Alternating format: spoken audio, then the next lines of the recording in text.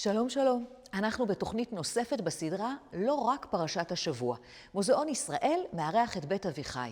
אנחנו בפרשות ספר ויקרא, והפעם בענייני זכר ונקבה, לידה, גבר ואישה. איתנו היום במפגש דליה מרקס, רבה ופרופסור לליטורגיה, ויעל אשל, אוצרת לאומנות אפריקה ואוקיאניה במוזיאון, ואוצרת התערוכה הקדרית והנפח. יהיה מעניין.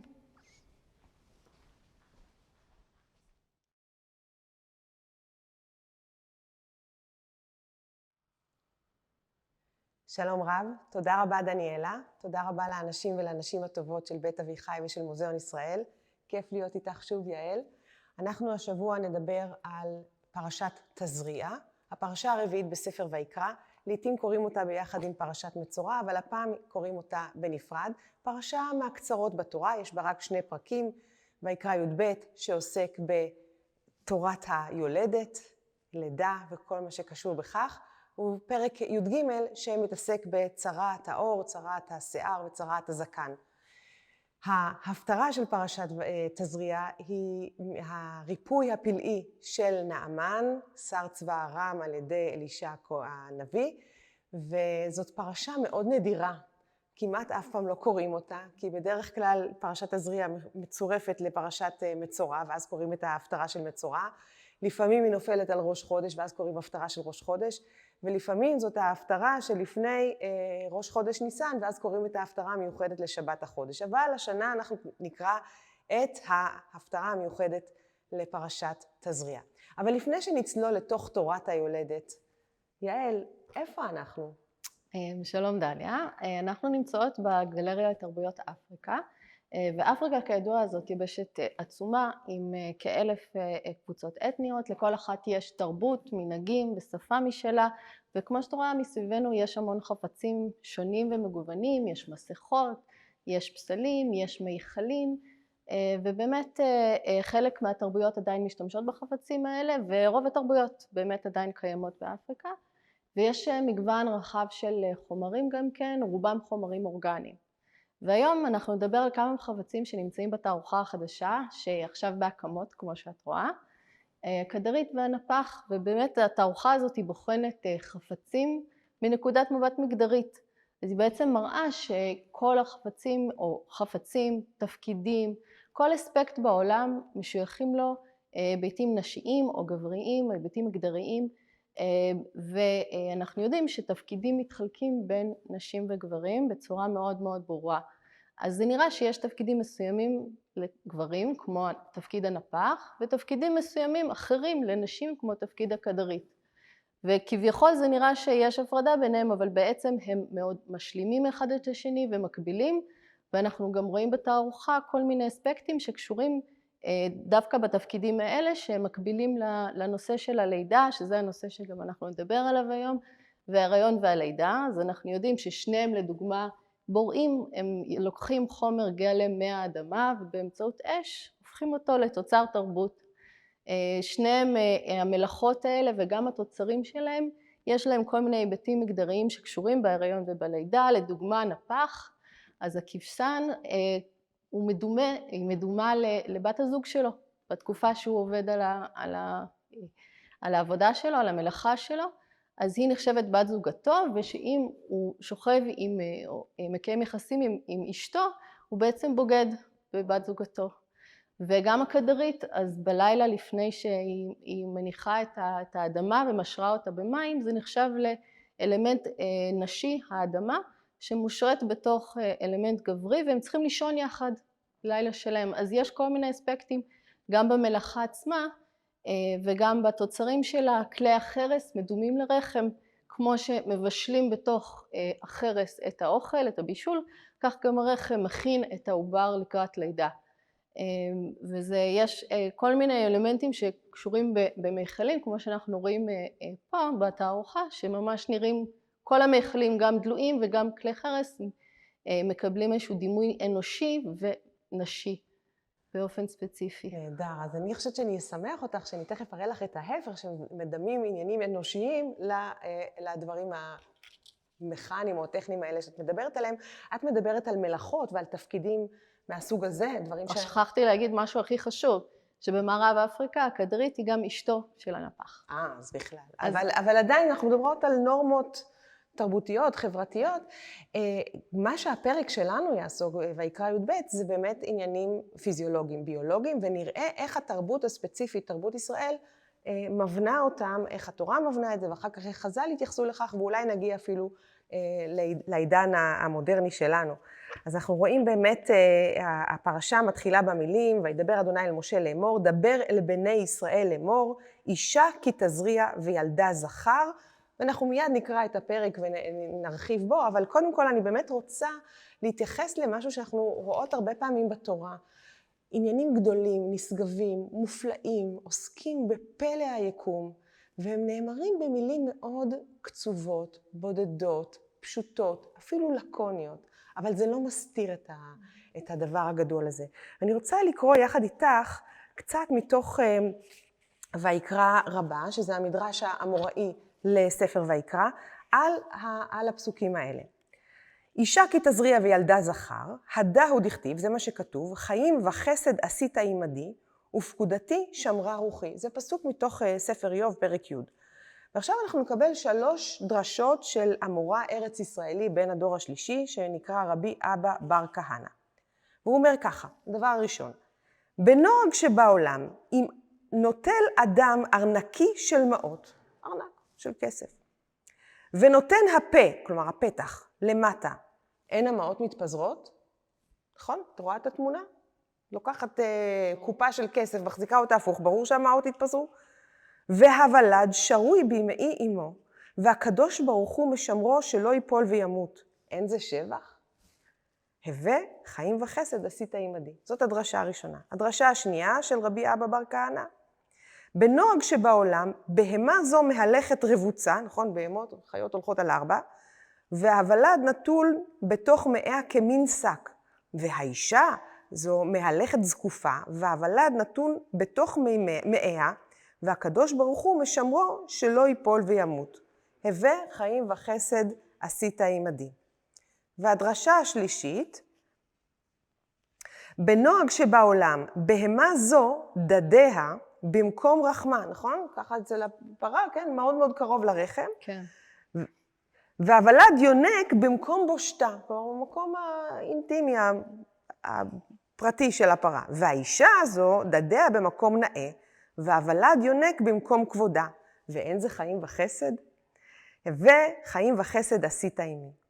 וברוח של הדרשות האלה של אותו אמורא, אנחנו רואים גם דרשה של רבי אלעזר, והוא אומר כך, אם ישהה אדם בחמין שעה אחת, אינו מת, כן, ואנחנו כאן מדברות על הכלים, כן, את דיברת על הכלים הלוהטים והתנור של הנפח, כן, אם אדם שוהה בתוך דבר כזה שעה אחת, הוא לא ימות, ומאיה של האישה מורתחים, והוולד נתון בתוך מאיה, והקדוש ברוך הוא משמרו שלא יעשה שפיר, ולא יעשה שליה, ולא יעשה סנדל, כלומר שלא יקרה לו איזה מקרה נורא שיגרום להפלה, ואין זה חיים וחסד. זאת אומרת, אנחנו רואים כאן כל מיני מדרשים, ואני הבאתי רק דוגמה לז'אנר שלם של מדרשים שמראים את הפלא המופלא הזה של הלידה. ואנחנו צריכות לזכור שבעידן הקדום זה היה באמת רגע של סכנה. זה היה רגע של אפילו מיתה, מוות, סמלי לאישה. אנחנו יודעים שנשים רבות באמת מתו בשעת לידתם, אנחנו יודעים שלא נדע תינוקות רבים מתו בשעת לידתם, וצריך להבין... גם בתרבויות שאנחנו מתעסקים בהן פה. הייתה הסכנה הזאת. כן, אז צריך להבין שאנחנו מדברים על משהו שהוא באמת מאוד מאוד קיומי ומאוד מסוכן בעולם התורה, ואת אומרת גם בימינו בתרבויות שאת עוסקת בהן. אולי תקחי אותנו לסיור קטן ותראי לנו משהו מעניין מתוך התערוכה שאת... אז באמת החפץ הראשון שאני רוצה להראות לכם ולך, זאת קערה. קערה שמכילה 16 אגוזי דקל. בעצם הקערה הזאת משמשת להחזיק את האגוזים האלה שמשמשים לניבוי. לבן אדם שיש לו קשיים או שצריך לגלות משהו נסתר, הולך למנבא או למנבאת, גם נשים מנבאות, והם לוקחים את האגוזי דקל האלה ומטילים אותם על מגש מעץ שעליו יש נסורת, והאגוזים יוצרים סימנים במגש, וככה הם מקבלים כל מיני הבנה של איזה מזמורים צריך להגיד, ושיכולים לפתור את הבעיה של הבן אדם שמגיע. אבל מה שרציתי, שזה גם כן מאוד... גם הריון, לא? אגוז הוא כן, פרי בהיריון. ממש. ולא סתם הבאתי את החפץ הזה, אם את רואה, אתה מסתכלת על החפץ, אנחנו רואים אותו פה מולנו, בוויטרינה שמה, אז אנחנו רואים שהדימוי שמה, המרכזי, זאת אישה, שהיא בתנוחת קריאה. תנוחת הקריאה גם נקראת קורעת בכאבים בלידה, זאת אומרת גם קורעת ללדת. לא ללדת, כן, כן. על גבה, אבל היא כבר ילדה, יש לה תינוק שהוא על הגב שלה, וזה אחד הדימויים הכי נפוצים בקרב תרבות הירובה, אבל גם שזה תרבות מניגריה, אבל בהמון תרבויות אחרות גם באפריקה, אבל אצל הירובה ממש זה מופיע כמעט על כל כלי פולחן הדימוי הזה. ובמקרה הזה האישה מחזיקה את הכלי על הראש שלה, היא ממש נושאת את החוכמה הסודית של העולם על ראשה.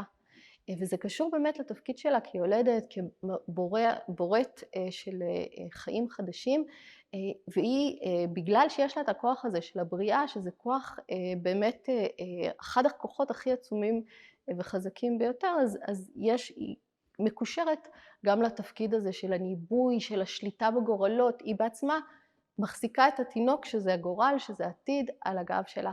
עכשיו התינוק הזה הוא מאוד מעניין, כמו שאת יכולה לראות, יש לנו כל מיני דימויים של תינוקות, יש פה אחד לידינו, אפילו מאחורינו, לפעמים הם פשוט עומדים שם או שוכבים בחיק אימם או יונקים והם קצת אפתיים, אבל לא, אצל הירובה תינוקות סקרנים, אקטיביים, ואת רואה שהוא מסתכל ישר עלינו, הוא מסתכל עלינו בסקרנות, וזה מאוד מעניין של הירובה, ובאמת האישה, הכוח הזה של הבריאה הוא באמת כוח חזק, יש איזו דואליות אצל הירובה גם כן, כאילו מצד אחד אצל אנשים יש להם את הכוח החזק של הבריאה שהוא חיובי, אבל יש איזה פחד גם כן מהכוח הזה, שהוא גם יכול להביא להרס, נדבר על זה קצת יותר מאוחר, שאנחנו מדברים על חפץ אחר. נכון, אבל אני חושבת שאני רק רוצה ככה לשים זרקור על משהו אחד שאת אמרת, את בעצם אומרת יכולת הלידה והבריאה הזאת, הרי אין דבר בעצם שיותר קרוב לבריאה מאשר לידה, זה לא רק הלידה הפיזיולוגית, אלא נשים יכולות ללדת גם דברים אחרים, וכאן את אומרת, האישה כמחזיקת החוכמה, כן. או מי שמיילדת את החוכמה, או יולדת. שולטת בגורל, בחוכמה, בסודות של היקום, בסודות של הטבע בעצם. אז דווקא הקרבה הזאת לגופני ולטבעי, הופך כאן לאיזה משהו של איזה קרבה לסוד הקיום. אני רוצה לקרוא ביחד איתך את הפרק שלנו, זה פרק מאוד קצר, 8 פסוקים בלבד, יש בו המון שאלות וחידות, ואנחנו נדרש לכמה מהם, אני גם לא בטוחה שנפתור אותם, אבל אני מקווה שנעלה שאלות מעניינות שקשורות בפרק שלנו. אז את הפסוק הראשון כבר קראנו, וידבר אדוני אל משה לאמור, דבר אל בני ישראל, לאמור, אישה כי תזריע וילדה זכר, וטמאה 7 ימים כי ימי נידת דבותה תטמא. אז קודם כל, מה זאת אומרת אישה כי תזריע?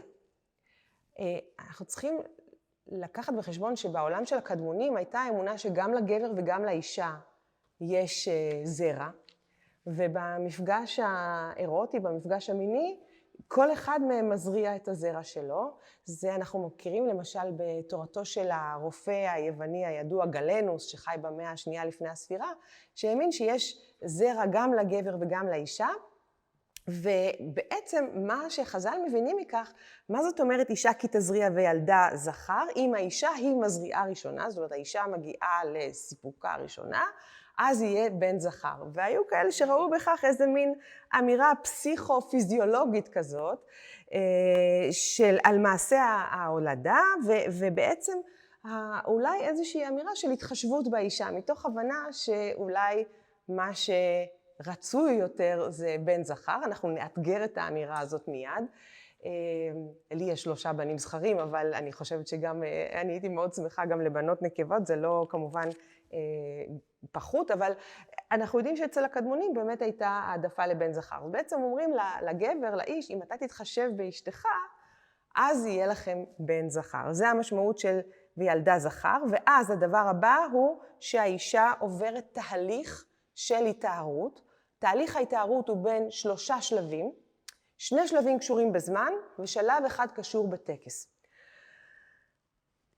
וטמאה 7 ימים כי ימי נידת דבותה תטמא, נידה, כן, השלב של ההרחקה, של הנדודים, של להיות רחוק מחיי זוגיות, דבותה זה אולי כאביה, אז יש כאן שלב של הרחקה בין הגבר והאישה, ואז נאמר וביום השמיני ימול בשר עורלתו, וזה הדבר היחיד באמת, האמירה היחידה בכל הפרק הזה שמתייחסת לתינוק, זה דבר שאני חושבת שהוא מאוד מאוד חשוב, שניקח בחשבון שהפרק הזה הוא פרק ששם את האישה במרכז, הוא שם את היולדת, את חוויית היולדת במרכז, זה לא כל כך על התינוק, זה באמת על האישה, זה משהו שהיום אולי, את יודעת, פמיניסטיות מגלות מחדש, זה לא, בדיוק, זה לא רק הילוד אלא גם האישה, ואת רואה שבתורה זה ממש במרכז, האישה והחוויה שלה היא במרכז, נזכיר גם שההרחקה הזאת, שאפשר אולי לראות בה משהו קצת קשה ואכזרי, יש הוגות פמיניסטיות שטוענות שכל חוקי ההרחקה בין גברים ונשים, גם אחרי לידה וגם בתקופת המחזור החודשי, זה משהו שנשים יצרו, כן? נשים בעצם אמרו, יש זמן מסוים בחודש, אנחנו רוצות להיות שקט.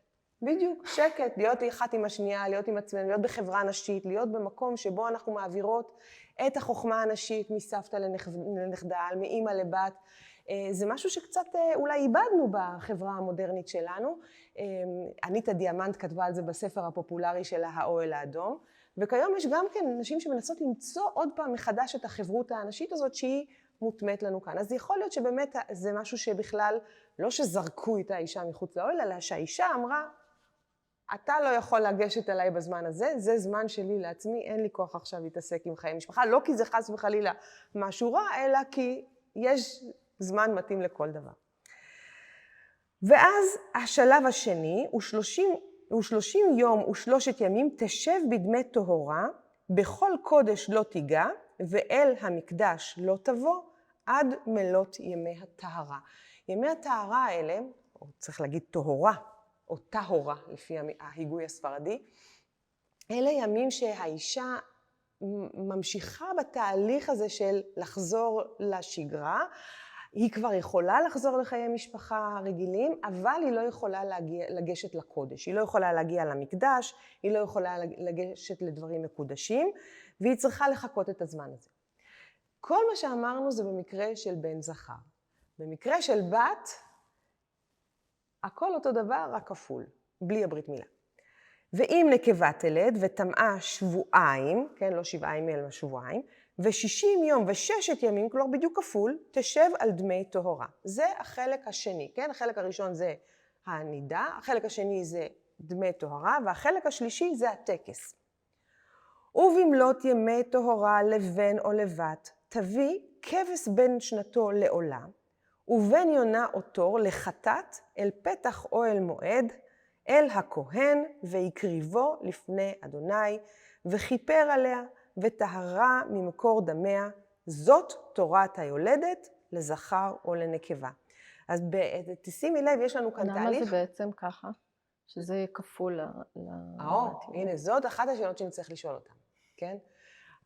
הפרשן הגדול, דון יצחק אברבנאל, שחי בתקופת גירוש ספרד, הוא העלה 11 שאלות מאוד מאוד רציניות על הפרשה, זאת אחת מהן, ואנחנו ננסה להידרש אליה. למה בעצם לבת תהליך ההתארות הוא כפול? מה זה בעצם אומר הלידה של בת? האם זה משהו שאנחנו יכולות לראות אותו כאיזו אפליה נגד בנות? או אולי אפשר לראות את זה אחרת. אולי אפשר לראות את זה כראייה מורכבת, אבל נגיע כמובן גם, נצטרך להגיע גם לשאלה הזאת כמובן.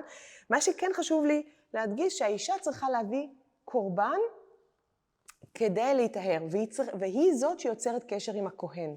כן? זה מאוד מעניין, אנחנו לא רואים כאן, לא אומרים לנו, האבא צריך ליצור קשר עם הכהן. היא הולכת לכהן, היא מגיעה אל המקום המקודש, והיא זאת שמדברת עם הכהן, היא זאת שיוצרת איתו קשר, ואז נאמר לנו, יש לנו תוכנית ב'. אם האישה לא יכולה להביא כבש ועוף, כלומר, כבש בן שנתו ובן יונה או תור, את לא שאלת אותי למה חטאת, כן? למה אישה יולדת צריכה להביא חטאת? איך לידה קשורה לחטא? כן, באמת. זאת גם כן שאלה שנצטרך שאלה להידרש אליה. מעולה.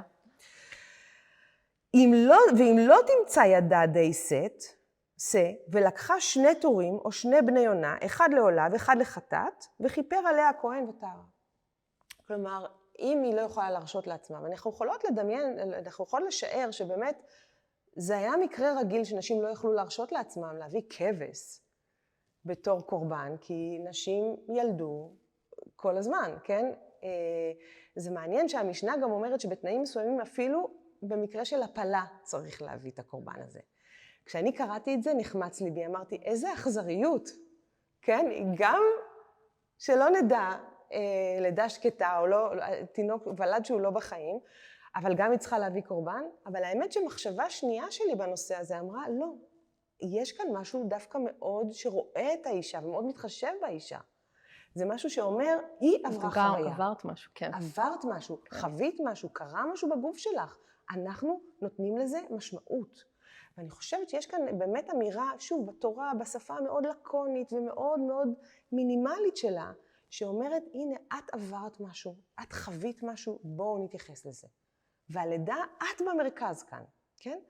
אנחנו יודעים שהחובה לעלות לרגל, כן? כל זכורך, 3 פעמים בשנה יראה כל זכורך. נאמר לנו, 3 פעמים בתורה. זאת אומרת, כל זכורך. זה די נדיר שאומרים על מצווה מסוים שזה רק הזכרים. אבל מבחינת עלייה לרגל ברגלים, הגברים מחויבים, הזכרים מחויבים. אבל ידוע לנו שגם נשים עלו לרגל. ידוע לנו את זה מעדויות בנות בעיקר מבית שני, כן? וחלק מהעניין זה שנשים עלו לרגל בעניינים שקשורים לאו דווקא למעגל השנה, אלא למעגל החיים. כלומר שבעיקר דברים שקשורים ללידה.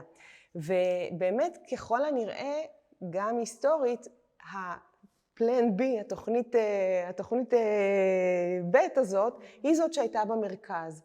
כי המסכת שמתעסקת בקורבן של היולדת, שנקראת מסכת קינים, בקוף, היא באמת מתעסקת בקן, הקן שהאישה צריכה להביא. את יכולה לראות את התמונה הזאת, שהאישה מביאה קן שיש בו 2 ציפורים, 2 תורים או 2 בני יונה, כן? וממש, מה זה הקן הזה? אם תחשבי על הקן הזה, זה קצת מזכיר לי מה שאת אמרת קודם, זה מין רחם קטן, רחם ניסה, שהיא מביאה או מקריבה 2 גוזלים או 2 תינוקות של אימא אחרת, של עוף, אולי כדי לשמור על הילדים שלה. אז וגם זה באמת הקורבן, זה כמובן קורבן הרבה יותר קטן ויותר זול. קורבן העוף הוא הקורבן הזול ביותר מבין קורבנות הבשר שיש לנו. מרתק, וואו. את רוצה שאני אעבור לכפר? קחי אותנו לכפר. אז אחד הדברים המעניינים שיש בתערוכה, ושמתקשר גם לדברים שדיברנו עליהם קודם, לגבי התפקידים של אנשים וגברים, שהם מצד אחד מאוד נפרדים, אבל הם משלימים אחד את השני. זה הכפר הקטן שיצרנו פה במרכז הגלריה, מפסלונים מקסימים שמגולפים מקוצים של עצים. וזה פעם ראשונה שאנחנו מציגים אותם במוזיאון, וזה ממש מיניאטורות קטנות שממש רואים עולם ומלואו של הכפר, וממש אפשר לראות את הדינמיקה של הכפר, את הדינמיקה בין המלאכות, ואיך באמת הכל משתלב לאיזו תמונה אחת גדולה. במקום להסתכל על חפץ אחד שמראה רק איזה פרט אחד, אנחנו רואים פה איזשהו מכלול שהם באמת מדברים אחד עם השני. ואפשר, זה גם כן של תרבות הירובה, גם כן בניגריה, ופה אנחנו רואים את הכפר, זה ממש נעשה על ידי גלפים כפריים בתחילת המאה ה-20, אז אנחנו רואים פה, זה תמונת מצב מהתקופה הזאת, ואפשר לראות בבירור באמת את המלאכות הנשיות, אפשר לראות את העיסוקים הנשיים לצד העיסוקים הגבריים, ובאמת להבין קצת יותר טוב על החיים שלהם, ממש הצצה נדירה לחיים הכפריים. זה אחד המדיומים היחידים שאפשר לראות את זה, אפשר להגיד שזה אחד הביטויים האמנותיים המובהקים שיש לנו פה גלפים שממש הכניסו כל מיני ניואנסים קטנים מהחיים שלהם לתוך הפסלונים. לדוגמה, אם את תסתכלי פה בקדמת הכפר, תראי אישה חשופת חזה שלרגליה כלי חרס שבורים. ושכחתי להגיד שהדברים האלה נקנו גם כמזכרות, בהתחלה זה לא ברור למה הם נעשו, אבל מהר מאוד הם הפכו למזכרות תיירים מאוד פופולריות. אבל אנחנו יודעים שהעגלפים הכניסו כל מיני סודות בפנים, דברים שהמערביים שקנו אותם לא יוכלו לדעת אותם, לא היו יכולים לדעת אותם. כמו לדוגמה האישה הזאת שהיא בקדמתה עם הידיים למעלה מורמות, ומין איזשהו, לא תפילה, אבל איזשהו ייאוש כזה. וכנראה שהסצנה הזאת מראה אישה שהגיעה לנישואים שהיא לא בתולה, והשבירה של כדי החרס זה מראה שהיא קלקלה את פוריותה. אז אנחנו דיברנו על החרס שהוא ממש כמו רחם, והוא מדמה רחם, מדמה אישה, אז פה אנחנו רואים אותו ממש כסמל של הדבר הזה שהוא נפגם, והיא גם חשופת חזה. אנחנו רואים לצידה עוד נשים שעוסקות במלאכות יותר טיפוסיות, מלאכות הבית. אנחנו רואים פה כמה נשים שעוסקות בקטישת הקסבה, שזה שורש מאוד נפוץ, עתיר המילן, והוא באמת נתן עצמאות לנשים, כי זה משהו שהן היו מגדלות אותו בגינה, ואז מבשלות, והם יכולו למכור את המאכל הזה, וממש להרוויח כסף בעצמם. אז זה משהו שהן עושות גם למשפחה, אבל גם כאיזה מקור הכנסה, ובכלל נשים עסקו באמת בתחזוקת הבית במשפחה, לצד כמה יצירת מוצרים שמכרו אותם, אז כמו הקסבה הזה, וגם שמן דקלים, סבונים, כלי חרס, כל מיני דברים שהם היו מוכרות, ולצידם אפשר לראות בכפר שלנו את הגברים.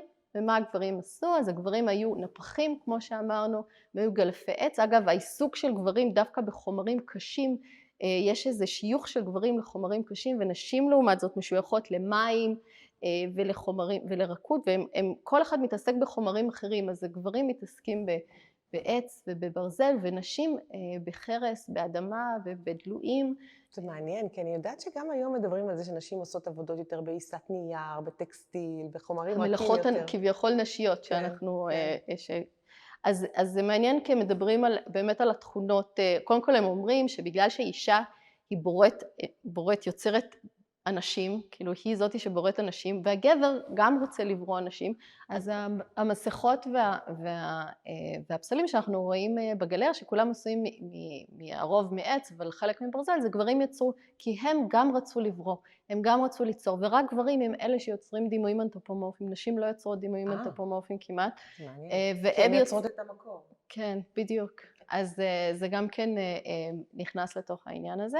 אז אנחנו רואים בכפר שלנו את החוטבי עצים, ואנחנו רואים מישהו חוטב עצים, ולידו מישהו נושא אותם על הראש שלו, אנחנו רואים גם בעלי מלאכה גברים שנודדים, הם נודדים מכפר לכפר, ואנחנו רואים גם מתופפים, ולצידם אנחנו רואים רקדניות. אז הנשים הן רקדניות לצד הגברים שהם מתופפים.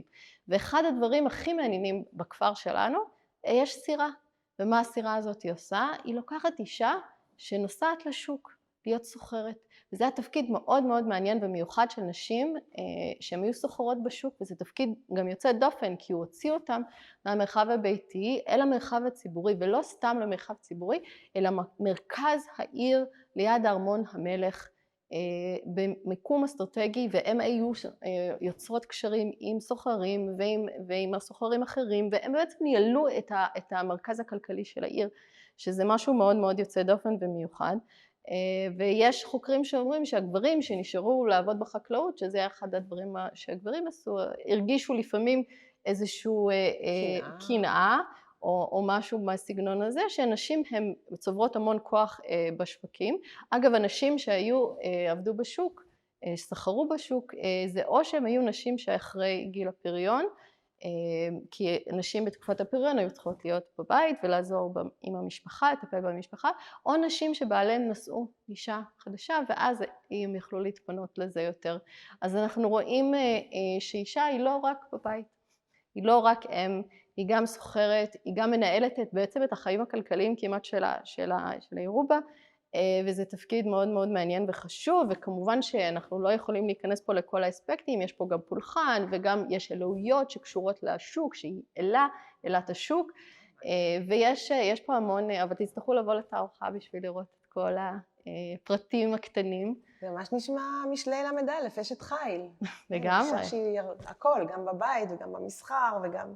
יש לנו גם פה את השליט, את המלך פה בתוך הכפר, אז באמת זה מאוד מגוון התיאור פה. אז באמת, אני רציתי לחשוב איתך על כמה דברים, באמת אולי לחזור שנייה אחורה על מה שדיברנו על כך, על העניין של ההפרדה. אני לא רוצה שחס וחלילה ייראה כאילו אני כאן מעודדת הפרדה מגדרית. ונשים באמת רצו את ההפרדה הזאת? הם רצו, זה משהו שבא מהם? זאת טענה, כן? זאת טענה של כמה הוגות פמיניסטיות.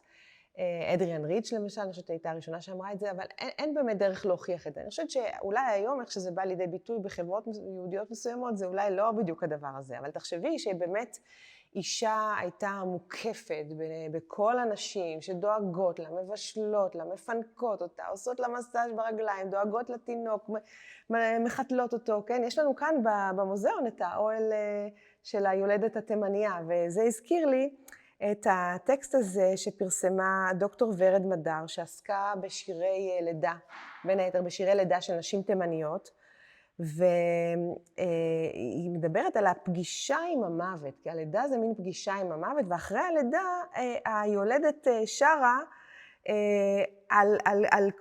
על כל החוויה שלה. אני רוצה להקריא לך כמה שורות מתוך זה, ואני מקריאה כאן מתוך הספר, בראשית ילדה, מחזירות את הלידה למרכז, בעריכת הרבה אורנה פילץ. ואני מקריאה לך מטקסט שפרסמה ורד מדר, הטקסט עצמו, הפיוט הוא בתימנית, אבל אני תרגמה אותו לעברית. אילו ראיתן הוי אחיותיי, מה קרה בעת ההיריון, ברכיי כשלו והאוכל לא ירד בגרוני. אילו ראיתן הוי אחיותיי, מה קרה בעת הלידה, קברי כבר היה פתוח ונשמע כל הקינה. והיום קברי סתום ונשמעה המצהללת, המצהללת ליולדת, יבורך פיך בבריאות.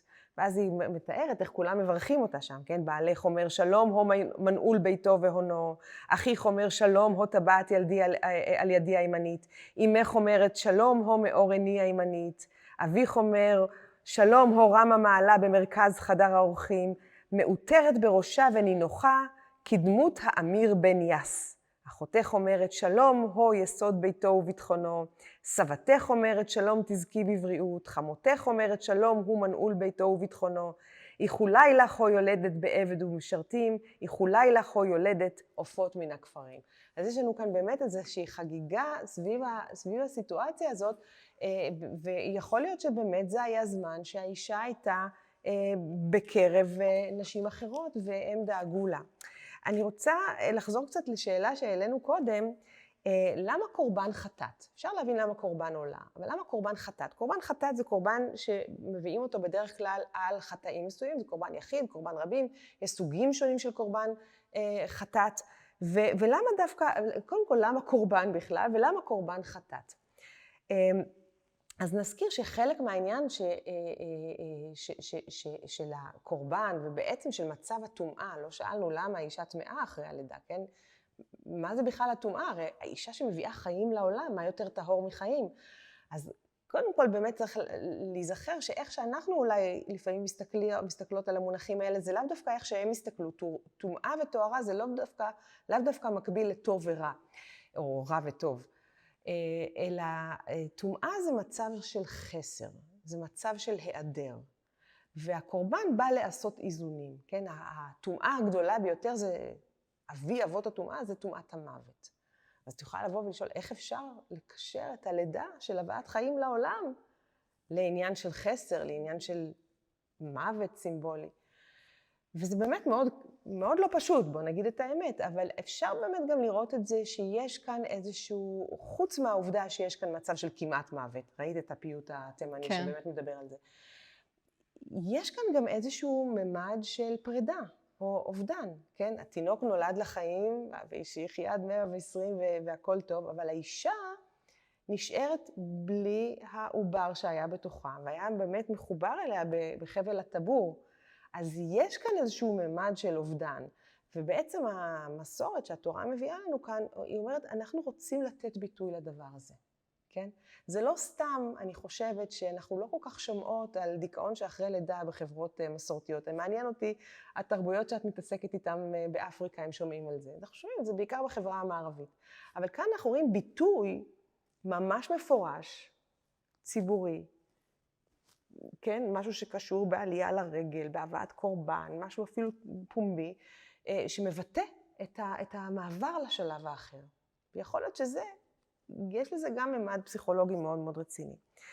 אבל רבי שמעון בן יוחאי נתן פתרון אחר, ובתלמוד הבבלי, מסכת נידה, שהיא המסכת האחרונה בתלמוד הבבלי, נאמר כך: שאלו תלמידיו את רבי שמעון בן יוחאי, מפני מה אמרה תורה יולדת מביאה קורבן? למה היא צריכה להביא קורבן? אמר להם, בשעה שקוראת לילד, ללדת, קופצת ונשבעת שלא תזקק לבעלה, כן? שהיא לא תהיה יותר עם בעלה, כי זה הכאבים של הלידה, כן? תחשבי בלי אפידורל ובלי זה. לפיכך אמרה התורה תביא קורבן, היא צריכה להתנצל על זה, על הדברים שהיא אמרה בעת הלידה, ואני לא יודעת אם הצופות שלנו, וגם אם הנוכחות בחדר זוכרות, אני זוכרת בלידות כל מיני דברים שנשים שם צעקו, ולא כולם היו מאוד מאוד מנומסים ויפים, אז בעצם אומרים לנו כן. וזה בא לידי ביטוי בצורה אפילו עוד יותר מפורטת במדרש תנחומה, לפרשת תזריע, ונאמר שם כך, למה היא מביאה קורבן? 100 פעיות האישה פועה, כשהיא יושבת על המשבר, 99 למיטה ואחת לחיים. וכיוון שהצרות מקיפות אותה, היא נודרת שלא תזקק עוד לאישה. כאן לא בעלה, אלא אישה. לפיכך מביאה קורבן, כן? על זה היא צריכה להביא קורבן, על השבועה הזאת שהיא כביכול נשבעה לשווא, כי אחרי הלידה כנראה רוב האנשים שוכחות את הכאבים, אחרת האנושות הייתה כנראה מסתיימת הרבה יותר מוקדם.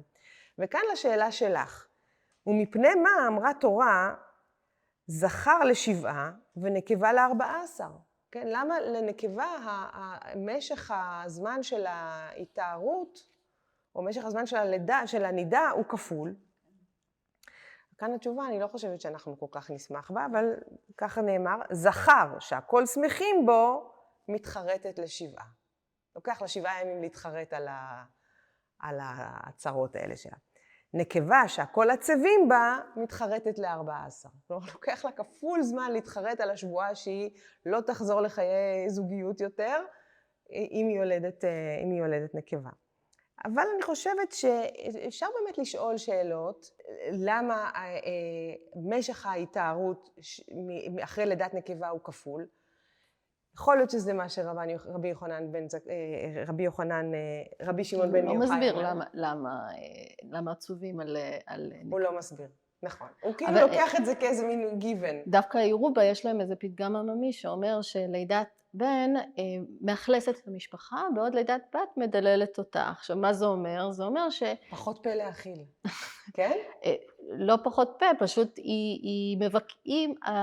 הילדה, הבת, היא מבקרת פעמיים בחיים שלה, פעם בבית אביה, ואחר כך בבית בעלה, אז היא תעזוב את בית אביה, זאת אומרת, דווקא אני לא רואה פה משהו חיובי או שלילי, אבל פשוט זה מסביר. אגב, יש תפיסה מאוד חיובית לגבי נשים, נדבר על זה בחפץ הבא, אבל כן, זה משהו מאוד פרקטי כזה, שזה המצב.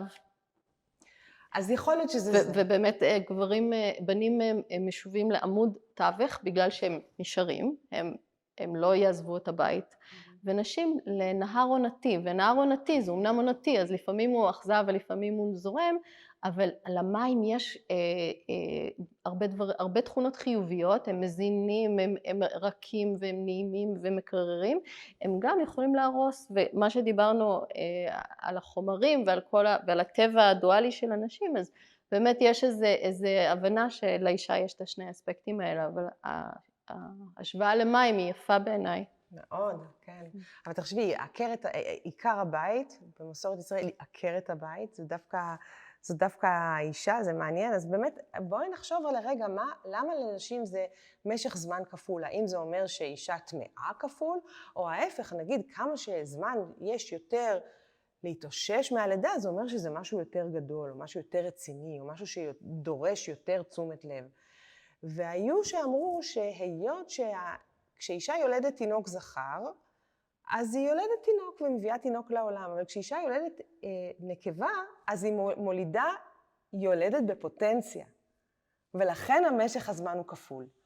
כיוון שהיא בעצם יולדת עוד יולדת, ולכן הזמן הזה הוא כפול. ורציתי כאן באמת להקריא לך, אם דיברנו קודם על תרבות תימן, אני רוצה להקריא לך עכשיו קטע מתוך פיוט ממסורת יהודי תוניס, שפרסמה דוקטור צביה טובי, שהיא חוקרת יהדות טוניסיה ולוב, על פיוט שהמקור שלו כנראה היה מוסלמי, אבל נשים גם יהודיות וגם מוסלמיות היו שרות, כאשר הם ילדו יולדות שהיו שרות למיילדת שלהם, ובהם הן מביעות שמחה על לידת בת נקבה. אני מרגישה שצריך להגיד את זה כדי לאזן כאן את העניינים. וכך השיר כמובן בתרגום לעברית, הו מיילדת, למה תביטי בי? אם סיימת, שחרריני, אם אומר לך, בשריני, אמרי לי בת ושמחיני. הו מיילדת, אמרי לי בת, אתן לך מתנה כפולה. אתחיל להכין נדוניה, תהיה לי קלה מצופה. בתכשיטים. אכן אמרת בת, אשמח ואודה לאל, בן לא יצא מוכה שדים, ולא אלם ידאיג את ליבי. כן, ילד בנים זה אולי יותר מדאיג, לא יודעת אם זה נכון, אבל כן. נכון פה. מה? כן, כן. כן. אם אמרת לי בת, השבח לאל, למה יראה? פנינים אענוד לה באוזניה, ונדוניה כ10,000. אז יש לנו כאן ביטוי ממש גדול לשמחה על לידה של בת, וגם זה מתוך הספר בראשית ילדה. ורציתי לדבר טיפה איתך על מה שאת אמרת על המעמד הדואלי של הנשיות, ולמה באמת יש איזו מין תחושה שיש כאן משהו שקשור לסכנה, חוץ מאשר סכנת חיים, הדבר הזה שגורם לכך שהמסורת מהתורה דרשה מהאישה היולדת להביא קורבן. אני חוזרת להתחלת ההתחלות, לתחילת ספר בראשית, ללידה הראשונה בעולם. חווה אימנו יולדת את קין, ונאמר לנו כך בבראשית ד', והאדם ידע את חווה אשתו, ותהר ותלד את קין, ותאמר, קניתי איש את אדוני. איזו אמירה חזקה ולא מובנת מאליה. קניתי איש את אדוני. מה זאת אומרת קניתי איש את אדוני? רש"י אומר לנו כאן, קניתי איש, הכוונה עם אדוני. מכאן אני מבינה שיש כאן, אם הפירוש הזה הוא פירוש שאנחנו יכולות ללכת איתו, זה האישה והקדוש ברוך הוא, הם אלה שיוצרים ביניהם את השותפות. אז עכשיו אנחנו באמת יודעים במדרש, נאמר 3 שותפים לו באדם, אביו ואמו והקדוש ברוך הוא, אבל בוא נגיד שהחלק של האב הוא מאוד מאוד נחוץ, לפחות בעולם העתיק שלא היו אמצעים אחרים, מאוד מאוד נחוץ, אבל הוא גם יחסית קצר, נגיד את זה ככה, כן? ולעומת זאת, יש לנו כאן שותפות מאוד מאוד מיוחדת בין האישה ובין האל, וממשיך כאן רש"י ואומר, כשברא אותי ואת אישי, הוא לבדו בראנו, אבל בזה, בתינוק הזה, שותפים אנו עמו. שותפים אנו עמו, אבל בעצם אני הייתי אומרת שיש כאן שותפות מיוחדת של האישה עם האל, ככה זה נראה לפחות בפסוק הזה ובפרשנות שלו, ואפשר באמת לראות, את דיברת קודם על קנאה אולי, או רגש מורכב שיכול להיות שיש לגברים כלפי איזושהי מרכזיות של נשים, את דיברת על העולם של המסחר, אבל בטח בעניין של הלידה, אם פרויד דיבר על קנאת הפין, אז פסיכואנליטיקאיות אחרות דיברו על קנאת הרחם, ומדברות על כך שגברים אולי יכולים לחוש מודרים או ממודרים מתהליך הלידה, אולי בעיקר בעולם הקדום יותר כיום, לפחות בתרבות המערבית, הרבה פעמים האבא כן חלק מהלידה, הוא כן שותף, הוא שותף מלא, יש כאן, אמנם האישה היא יולדת, אבל יש כאן באמת משהו משותף, אבל יש כאן אולי איזושהי אמירה כלפי האישה, תירגעי, כן? את עכשיו היית הדבר הקרוב ביותר למעשה של בריאה, נכון? זה אין, אני חושבת, דבר שהוא יותר נוכח, יותר קרוב למעשה של בריאה, מאשר להביא תינוק לעולם, אז שלא יגבה ליבך. את חיה בחברה בכל זאת פטריארכלית, בכל זאת הגברים הם המרכז של החברה, אז קחי צעד אחד אחורה, ותביאי קורבן חטאת על איזושהי תחושה של גבהות לב אולי, ואם אין לך גבהות לב, אז תדעי שאת מבינה, הקורבן בעצם בא לעורר בך איזושהי מחשבה, ולהניח אותך, להחזיר אותך למקום. זאת אומרת, באמת אולי הקורבן הזה בא לשים את האישה במקום שלה, שהיא לא, איך שאומרים הילדים, שהיא לא תעוף על עצמה. קצת מבאס. מה? אבל זה בא מתוך הכרה דווקא בכוח הגדול שיש לאישה. ואין לנו ספק, אנחנו רואים את זה גם בתרבויות שאני מתעסקת בהן. אני גם רוצה לדבר על החפץ האחרון שהבאתי, שהוא גם יסיים באיזה נימה כזאת מאוד אופטימית. בכלל, אני חושבת שאצל אירובה התפקיד של הנשים הוא כל כך דומיננטי וחזק, שבכל החפצים זה כבר בא לידי ביטוי, אבל זה עכשיו מאוד מעניין, כי אנחנו מדברים עכשיו על נשים וגברים מבוגרים, ומה קורה באמת אחרי גיל הפריון. ואצל אירובה החפץ הזה הוא חפץ שכמו שאת רואה מורכב משתי דמויות, שתי דמויות, גבר ואישה, הם ערומים, אז אנחנו רואים שזה גבר ואישה, והם עשויים מפליז ומחוברים אחד לשני בשרשרת. ומה זה החפץ הזה? הוא שייך לאגודה שנקראת אגודת אוגבוני. זו אגודה שחברים בה זקני הקהילה, נשים וגברים ביחד שעברו את גיל הפריון, והם הנחשבים האנשים החכמים עם הניסיון חיים, שהם ידועים בקבלת החלטות שלהם ובכל האספקטים הם הוכיחו את עצמם, והם יש להם תפקידים שיפוטיים, דתיים, פוליטיים ומאוד מאוד חזקים, ובכלל היחס לנשים שעברו את גיל הפריון אצל אירובה הוא באמת יחס של כבוד, והן יכולות לקחת חלק בצורה יותר חופשית בדברים שעד כה נמנעו מהם בגלל האספקטים האולי יחסניים או הכוח הזה של הבריאה. עכשיו הן יכולות לקחת ממש חלק פעיל, והחפץ הזה נלבש על צווארם של אנשי האגודה הזאת, והוא בעצם מראה, מדבר על ההשלמה בין שני התפקידים האלה ועל הצורך באחד בשני כדי שהסדר החברתי של התרבות יימשך, והאגודה שקשורה לאלת האדמה, אלת האדמה היא האלה שמקושרת לאגודה הזאת, ולה יש גם טבע דואלי. היא מצד אחד מפרה את השדות ואחראית על חקלאות ופריון, ומצד שני יכולה להביא גם אסון טבע שיהרוס, ובעצם מתייחסים גם לזכר ולנקבה כשני האספקטים האלה בטבע של האלה. כמובן שהשני האספקטים הם מופיעים גם ביחס לנשים, גם לנשים מבוגרות וגם לנשים בכלל, אבל זה איזשהו משהו שמשלים ומאזן אחד את השני, וזה, אני חושבת שזה מאוד יפה שהיחס הוא לא דכאני והוא לא של שליטה אחד על השני, אלא ממש יש התייחסות ששני התפקידים שנשים וגברים עושים הם חשובים באותה מידה. זאת אומרת, הסדר של העולם הוא לא ימשיך בלי הדברים האלה, כל אחד יש לו את התפקיד שלו, הם משלימים ומקבילים גם, קשורים אחד בשני מאוד. מעניין. את יודעת, כשדיברת אני חשבתי על ככה, זה מאוד מעניין, אם דיברנו קודם על כל מיני עניינים נפשיים ופסיכולוגיים, אולי פסיכיאטרים, שנשים בעולם המערבי חוות, לא שמענו על דיכאון של גיל המעבר או מנופוז, אני חושבת. אבל זה דרך התמודדות גם עם הדברים האלה, אבל עם המון כבוד גם. לא, אבל זה באמת, אני חושבת, הסיבה שלא כל כך שומעים על זה בחברות שבטיות, וגם בתרבות ישראל הקלאסית, כן?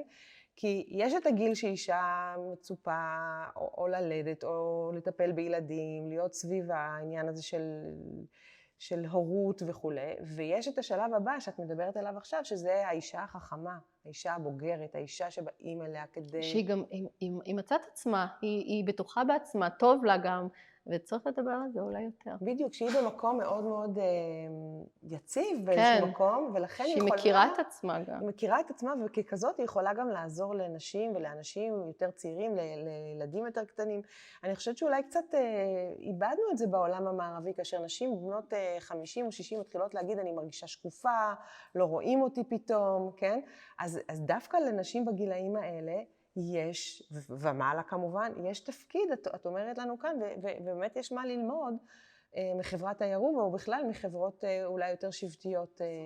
מעניין אותי אם יש מסורתיות, מעניין אותי אם הם הכירו שם משברים סביב המנופוז. בטוח שכולם חווים משברים, אבל פשוט הדרך התמודדות היא שונה. אגב, מה שאמרת לה, נניח על הפחד מפני המוות בלידה, או פחד מפני לידה, אז הרבה חברות מתמודדות עם זה בבובות פריון שיש לנו פה בתערוכה, המון דוגמאות שלהם, שהם באמת, זה משהו שהם עשו, גם עשו תוך כדי הלידה, וגם עזר להתמודד עם הפחד הזה, זה איזשהו עיסוק שהעסיק נשים, וטיפלו בבובה כאילו הייתה ילד, וזה באמת איזשהו דרך התמודדות. עכשיו יש מחקרים באמת שמדברים על הנושא, כן מדברים על הנושא הזה, ורואים בחפצים איזשהו אמצעי שעזר להתמודד עם סיטואציות קשות שעליהן כי דיברנו. כמו שאת אומרת, הביולוגיה היא ביולוגיה, נכון? כן. יש עניינים הורמונליים, אני לא יודעת מה, אבל איך אנחנו חשות עם זה, איך אנחנו מרגישות עם זה, זה הרבה מאוד המערך הטיפולי החברתי, איך, את מדברת כאן על שימוש בחפצים, או את מדברת כאן על תפקיד מיוחד שיש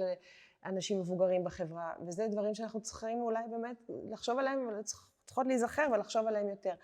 אבל לפני שהתחלנו לצלם, את הראית לי כאן כמה דברים בתערוכה, שאמרת לי, אלה דמויות אנדרוגניות, לא ברור אם זה זכר או נקבה. אז זה לא היה בתערוכה, אבל זה כן, בתצוגה. בתצוגה. כן. אז זה גם מעניין, כי כשדיברת על השרשרת הזאת, תזכרי מה את אמרת לי, אנחנו יודעים שזה זכר ונקבה כי הם בלי בגדים, אבל יש לנו כאן דמויות אחרות, שהזיהוי המגדרי שלהם... הוא לא ברור. הוא לא ברור, כן? כן. והיום יש הרבה אנשים שגם כן... הוא לא ברור מבחינה ויזואלית, זאת אומרת, אנחנו לא מסתכלים ורואים, אוקיי. אבל יכול להיות שאנחנו מבינים מבחינה תרבותית שזה כן... שיש לו תפקיד מסוים. כן.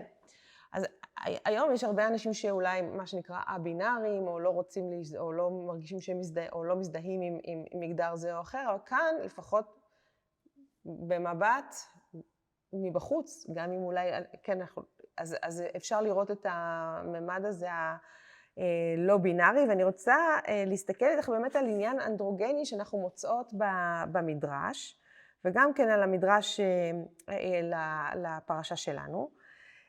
ונאמר ויקרא רבה בפרשה י"ד, אמר רבי שמואל בר נחמן, בשעה שברא הקדוש ברוך הוא אדם הראשון, אנדרוגינוס בראו. אנדרוגינוס מילה ביוונית שמוכרת בוודאי, כן, אנדרו זכר, גינוס זה מהמילה נקבה, אז הוא ברא את האדם כיצור שאין לו זהות מגדרית ספציפית, אלא יש כאן איזה מזיגה כזאת או אחרת של המגדרים השונים.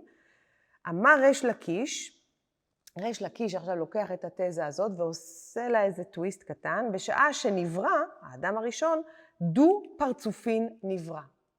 כן? את יכולה לדמיין את האדם הראשון שיש לו פנים לכאן ופנים לכאן? יש אחד כזה בתערוכה. כן. יפה, צד אחד גברי, צד אחד נשי, זה קצת הזכיר לי את השרשרת שאת מדברת עליה. אם תשאר זה שני דברים נפרדים, אבל יש אולי משהו אחר שאותו אובייקט הוא לשני הכיוונים, ומה שהקדוש ברוך הוא עשה, הוא נסרו ונעשה שניים גבים, גב לזכר וגב לנקבה. זאת אומרת, אנחנו רואים באמת חלוקה של אותו יצור קמאי לזכר ונקבה. הדעה הראשונה ששמענו כאן של רבי שמעון בר נחמן, זה אני חושבת אפילו יותר מהפכני או יותר קיצוני, כן? זה לא משהו שפיזית אפשר לחתוך לשני חלקים, אלא איזושהי אמירה שבכל אדם יש איזושהי מזיגה, איזשהו תמהיל, גם של זכר וגם של נקבה, ורוב בני אדם מזדהים בהתאם למגדר הביולוגי שלהם, אבל אולי לא כולם. אז זה אני חושבת משהו זה ההבניות התרבותיות גם שהם קיבלו, מקבלים בחינוך ובתרבות, נכון. זה גם קשור. כן.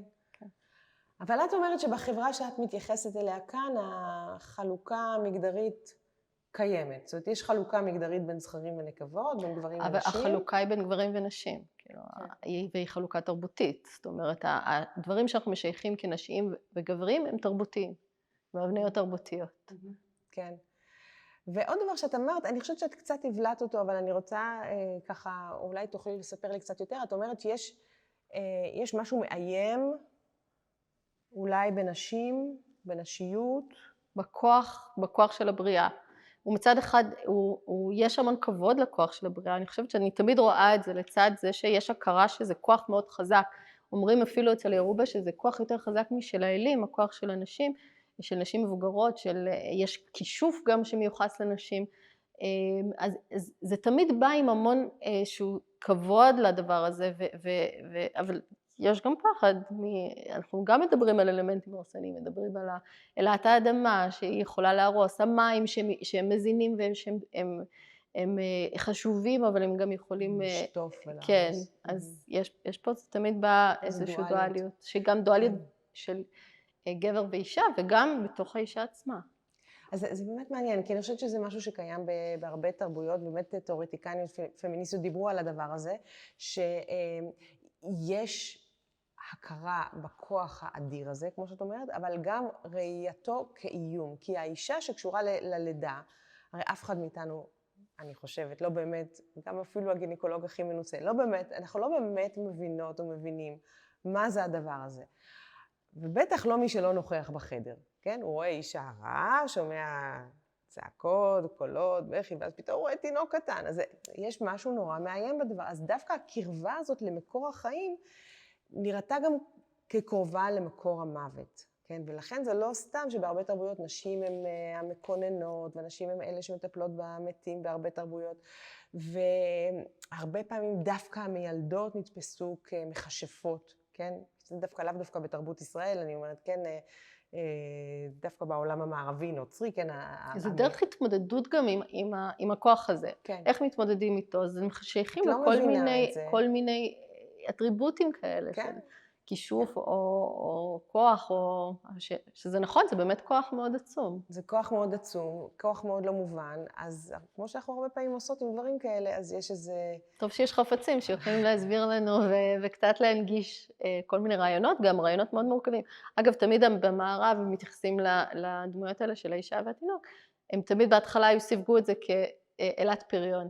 נורא נורא פשטני, כי יש פה רעיונות שהם הרבה יותר מורכבים, וזה גם לא אלה, זאת אישה רגילה, אבל זה עוד יותר חזק לפי דעתי ויותר מעניין גם שיש פה משהו שהוא הרבה יותר מורכב מסתם להגיד אלת פריון. מאוד מעניין, אני חשבתי להציע, אלא אם כן את רוצה עוד להוסיף משהו לפני שאנחנו מסיימות, להציע לסיים בשיר של עדי קיסר, גם כן מתוך הספר הזה שאני מחזיקה כאן, באמת על הכוח הכמו האלוהי הזה, או הקרוב לאלוהי הזה, שהוא לפעמים אפילו קצת טריוויאלי. אז היא כותבת כך, עדי קיסר, בשיר שלה שנקרא גם אלוהים שותה קפה. בבוקר שיצאת ממני לאוויר העולם, אחרי שבכית בפעם הראשונה, ואני צחקתי צחוק משוגע, ואחרי שסיימתי את מעשה הבריאה, ואחרי שהחדר התרוקן, והוציאו ממני את השליה, ואחרי שנותרתי ריקה, ונשארתי מוטלת תשושה, רגליים רועדות מורדמות מאפידורל על המיטה. ביקשתי מאמא, תביאי לי קפה, כאילו אנחנו בבית, יושבות בסלון, ולא בבית חולים, כאילו לא סיימתי הרגע להיות אלוהים. אז אולי נאחל לכולנו שנראה את צלם האלוהים והניצוץ האלוהי בכל ברוא וברואת האל, אדם ולא רק אדם, ושתהיה לנו שבת של שלום, שבת של ברכה, ובשבוע הבא יהיה כאן פרופסור אביגדור שנען. תודה רבה ושבת שלום. תודה, שבת שלום.